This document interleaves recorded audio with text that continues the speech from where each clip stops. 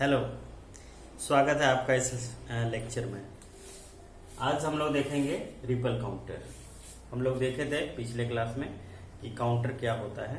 Counter is a device that counts the number of clock pulses. Okay, इसके बाद हम लोगों ने देखा था सिंक्रोनस काउंटर क्या होता है, एसिंक्रोनस काउंटर क्या होता है। एक ऐसा काउंटर जिसमें सारे फ्लिप फ्लॉप में एक ही क्लॉक लगा हुआ होता है ना, तो उसको कहते हैं सिंक्रोनस काउंटर। और वैसा काउंटर जिसमें अलग अलग क्लॉक हो, जैसे इस फ्लिप फ्लॉप का ये है क्लॉक, इसका ये अलग क्लॉक है, इसका ये अलग क्लॉक है, इसको बोलते हैं एसिंक्रोनस काउंटर। और एसिंक्रोनस का सबसे अच्छा एग्जांपल है वो है ripple counter. Okay, so this ripple counter is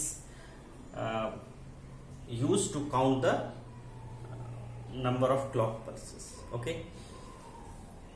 तो यहां हम लोग क्या देखेंगे, देखिए ये सब जो भी फ्लिप फ्लॉप है ना, सब टॉगलिंग मोड में यूज हो रहा है। सब किसमें, जितना भी फ्लिप फ्लॉप है वो किसमें यूज हो रहा है, टॉगलिंग मोड में, है ना।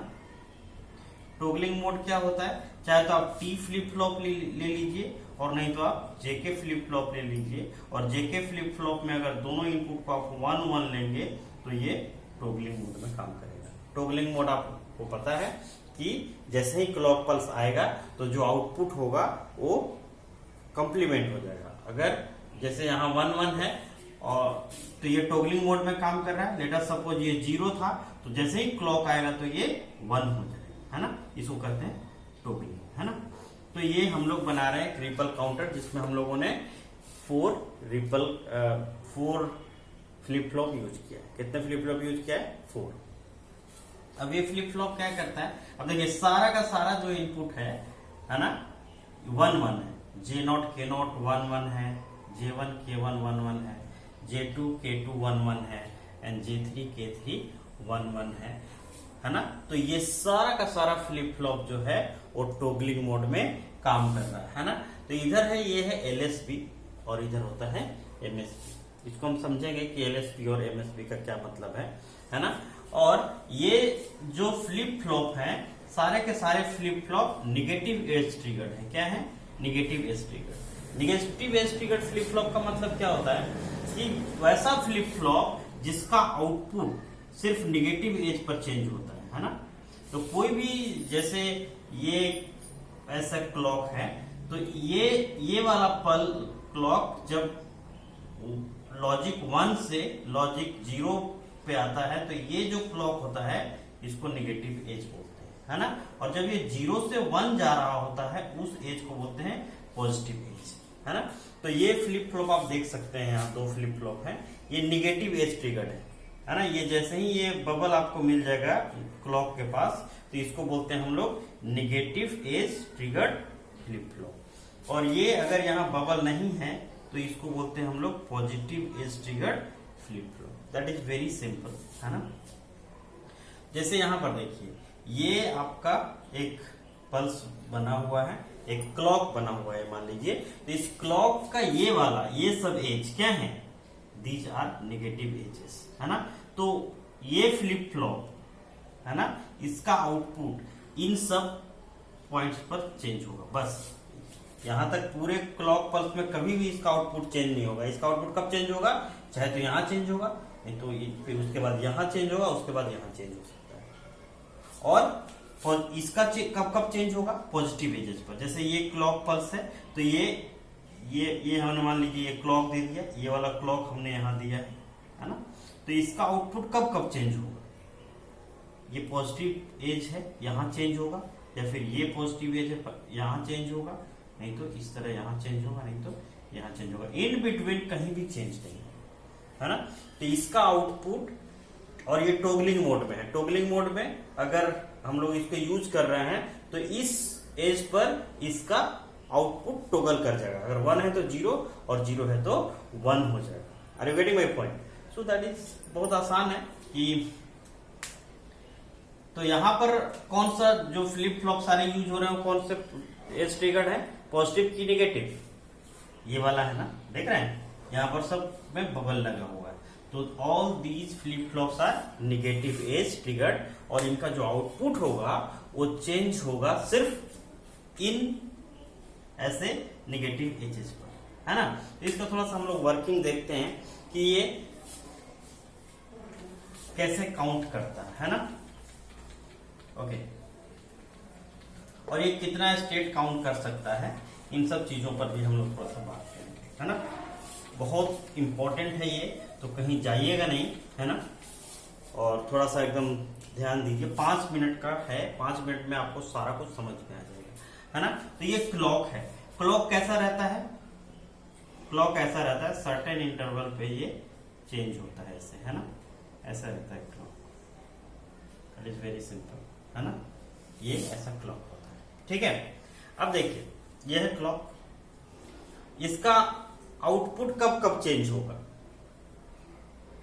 इसका आउटपुट कब चेंज होगा, कैसा फ्लिप फ्लॉप है ये।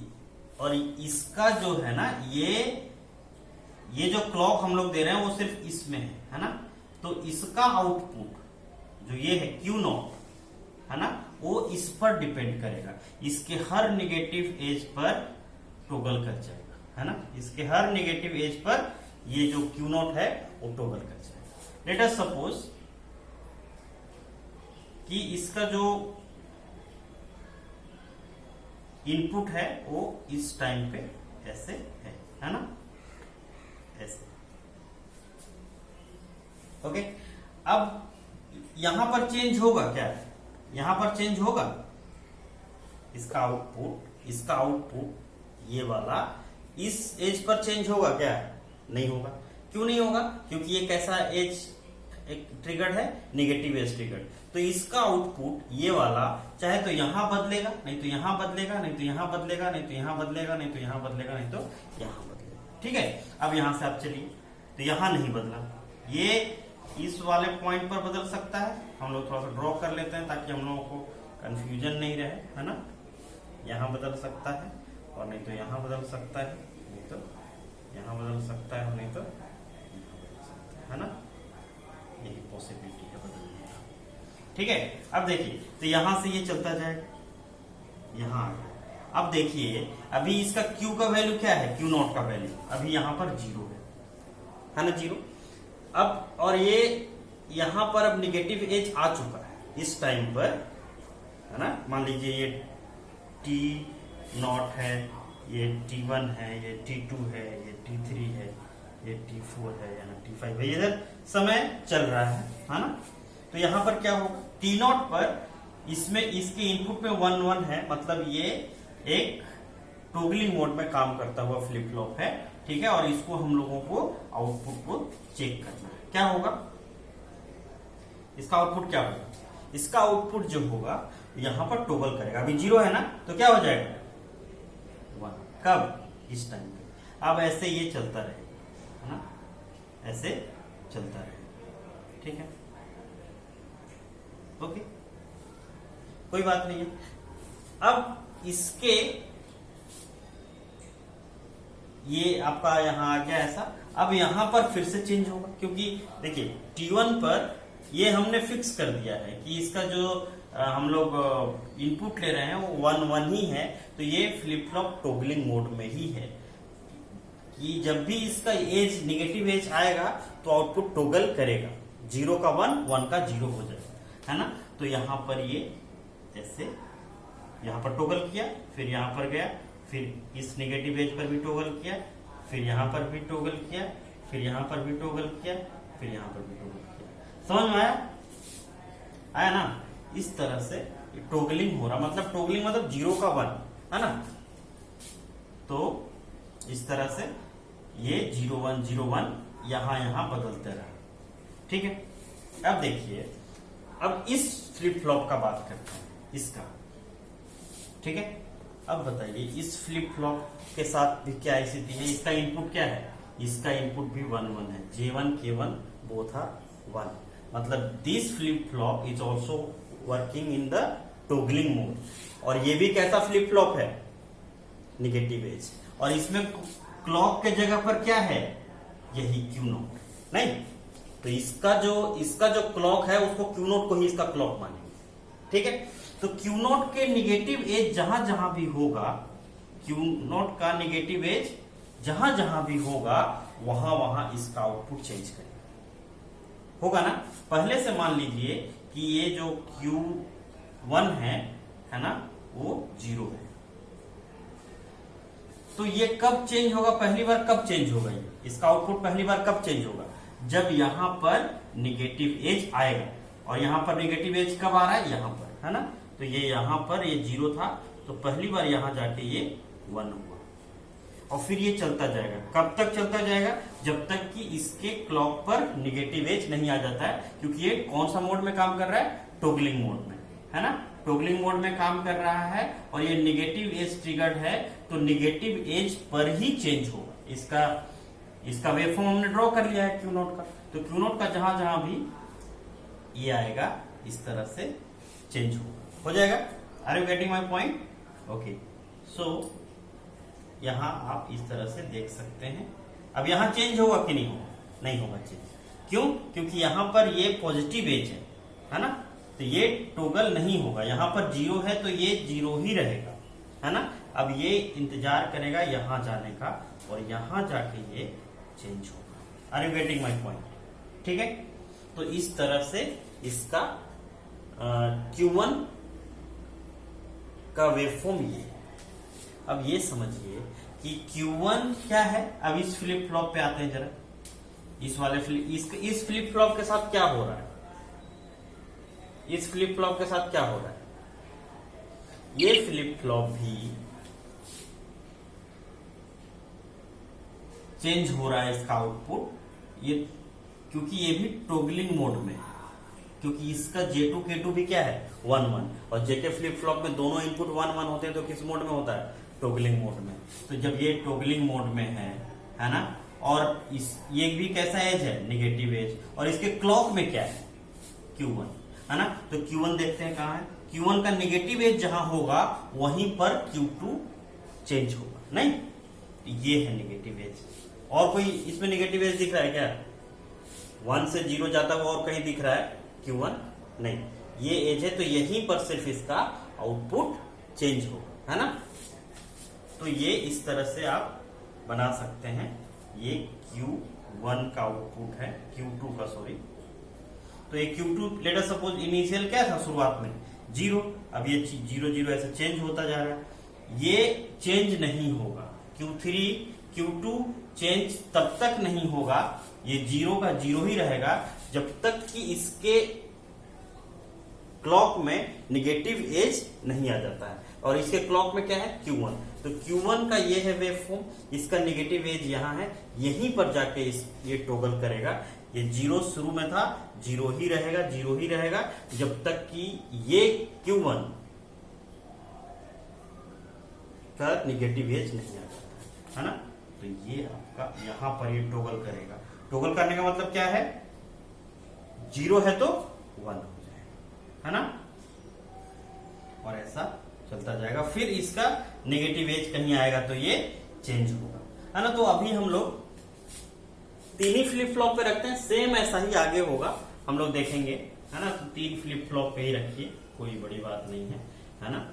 ये MSB आप यहां रखिए, है ना। तो इस तरह से आपका आ गया। अब ये MSB और LSB का क्या कॉन्सेप्ट है ये जरा समझना पड़ेगा, है ना। अब ये कैसे काउंट करता है ये आपको समझना है। ये जो काउंटर है, ये क्लॉक जो आप दे रहे हैं उसमें कितना एज ये वाला पास किया, कितना एज यहां आया, वही ये काउंट करके आपको बता देगा। अब वो समझना है कि कैसे बताता है ना। तो यहां तक कितना काउंट, इसके पहले कितना काउंट हुआ है, 0, कोई काउंट नहीं हुआ। इसके बाद यहां से यहां तक कितना काउंट हुआ है, 1, इसके बाद 2, 3, 4, 5, 6, है ना, 7, 8। हम लोग को 8 तक जाना है, तो हम लोग यहाँ 8 तक कर देते हैं, थोड़ा सा इसको बढ़ा देते हैं, है ना।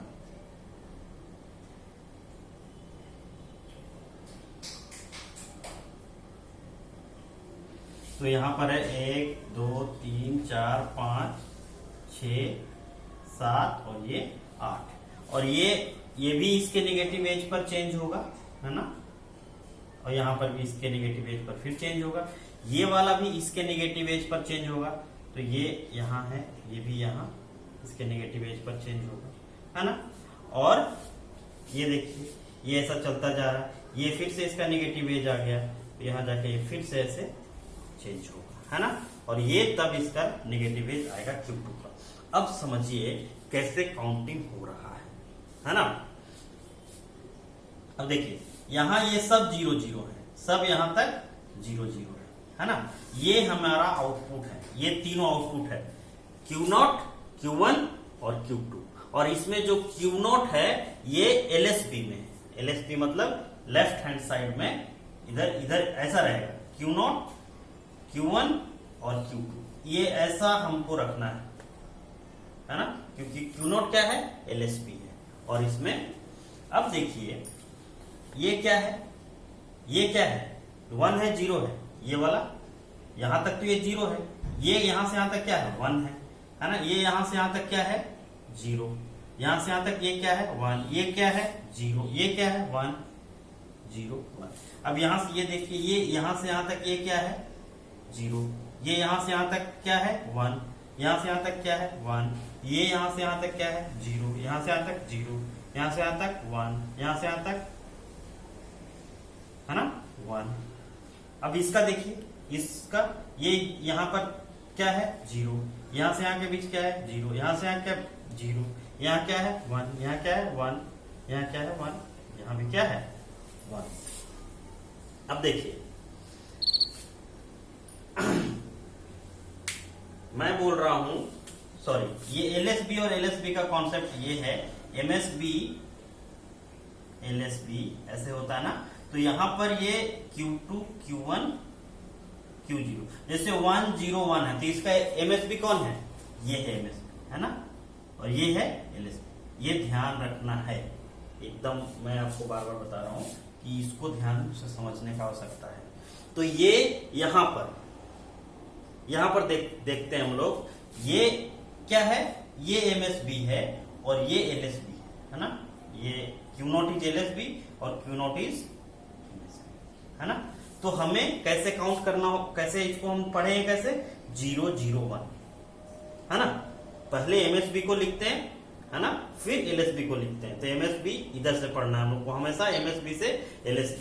अब यहां पर देखिए कितना पल्स आया है इसके पास, कितना एज आया, ये पहला पास किया। अब देखिए यहां पर समझिएगा बात को कि यहां पर आपका इनपुट अभी सब सारा का सारा आउटपुट क्या था शुरुआत में 0, सारा का सारा क्या था 0, है ना। अब देखिए एक पास हुआ ये, है ना, मैं ये बोल रहा हूं जब पहला क्लॉक पास हुआ उसके बाद Q0 का वैल्यू क्या है, Q1 का वैल्यू क्या है, Q2 का वैल्यू क्या है।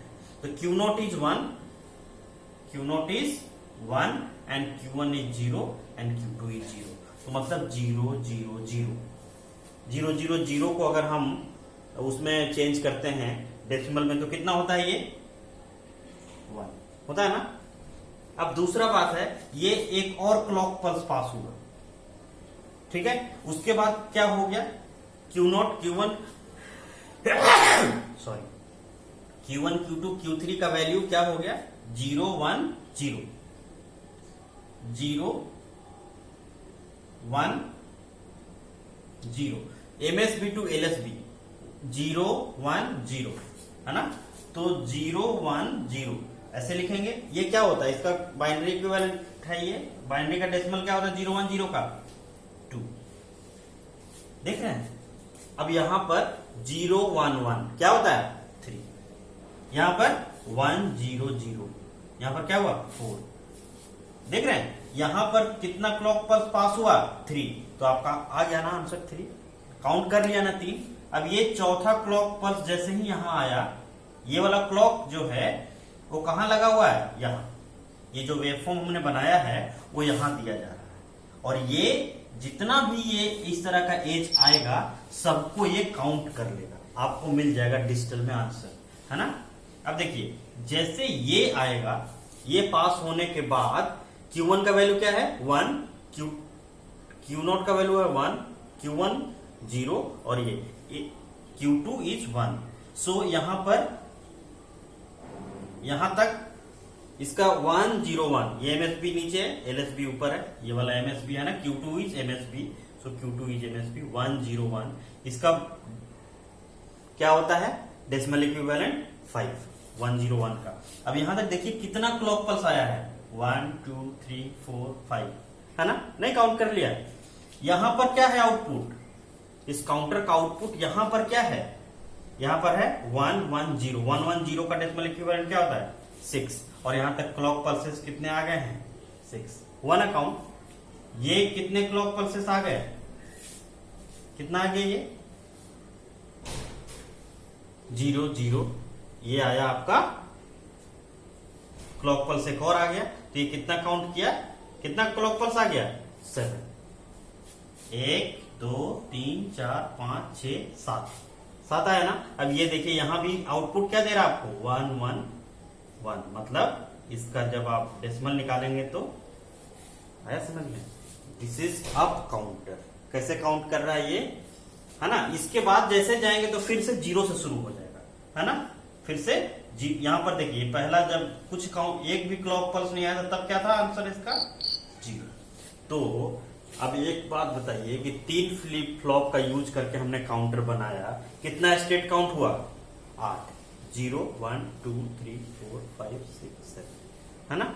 और ये नंबर ऑफ एजेस को काउंट कर रहा है, जो हम क्लॉक यहां दे रहे हैं उसमें कितना एज नेगेटिव एज आया है उसको ये काउंट कर ले रहा है। यही इसीलिए हमने बताया था कि जो काउंटर होता है it counts the number of clock pulses, this very very important, है ना। तो इसलिए इसको समझना बहुत जरूरी था, है ना। अब इसमें हमने डिले नहीं दिखाया है, कंफ्यूजन को हटाने के लिए। एक्चुअल में जब हम लोग अभी थोड़ा सा देर में देखेंगे कि जो यहाँ हम इनपुट देते हैं, है ना, जब यहाँ इनपुट ये इनपुट आया ना क्लॉक पे, तो उसके बाद इसका आउटपुट चेंज होने में थोड़ा सा का समय लगता है। क्या लगता है, थोड़ा समय लगता है। तो उस समय को थोड़ा देर के बाद आउटपुट आता है यहाँ पर, है ना। तो उसको कहते हैं कि आउटपुट को, फाइनल आउटपुट जब तक आता है ना, उसमें कई स्टेट्स भी इन बिटवीन आ जाते हैं, है ना।